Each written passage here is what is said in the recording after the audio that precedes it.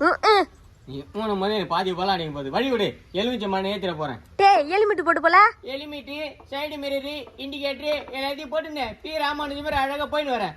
முன்வையில தூக்கினா 5 kilometre போவேன். எங் பாய் நானு வழி விடு. கேட்டு போய் நானு ஹெல்மெட் எல்லாம் போட்டு போனா சாயந்தரம் வீட்டுக்கு வருவேன். இல்லன்னா நாங்க எல்லாரும் உன்னை பாக்கிறதுக்கு ஹாஸ்பிட்டலுக்கு வர மாதிரி இருக்கும். கூட வேற போகும்போது இப்பெல்லாம் வாங்கி வைக்காதமா விளங்காதமா அந்த நாள் வழி விடுமா. சின்ன போய் டக்குன்னு விட்டு விடுவாயா?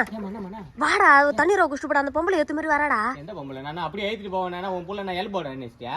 டே அந்த பொம்பளைக்கு புருஷன் இல்லடா. அவ சொன்ன மாதிரி ஏத்து மாதிரி வர நல்ல காரியமா வெளியே தானே போற நீ. திடீர்னு அப்பன் சேர்த்து போடன்னு வச்சுக்கா. நீ எதிர்க்கு இதே மாதிரி வந்து நான் சொன்னா ஒத்துப்பே நீ. மூஞ்சி ஜாலியம் பார்த்தா புருஷன் இல்ல ஒண்ணு இல்ல நல்ல காரியத்துக்கு போற எதிர்க்கு வந்து நிக்கிறியா? மூஞ்சி எட்டி போ. மூஞ்சி மூச்சா விளங்க உனக்கு திட்டினா கம்முன்னு இருப்பேன் நீ. என்னடா அம்மா இப்படி சொல்ற? உனக்கு வந்தா வலி, அடுத்தவங்களுக்கு வந்தா இதுவா தீட்ட கேவலத்துல பேசின்னு இருப்பேன். ஃபர்ஸ்ட் இந்த சட்டத்தை மாத்தணும். என்ன சட்டத்தை? புருஷன் சேர்த்து கூட பொண்டாட்டிக்கு பூ வைக்கூடாது, பொட்டை வைக்கூடாது, புடவை கட்டக்கூடாது, ஒண்ணும் பண்ணக்கூடாது. ஆனா புருஷனுக்கு மட்டும் ஜாலியா இருப்பானுங்க. என்னமா சட்டம் இது? போடா பாத்து பத்திரம்.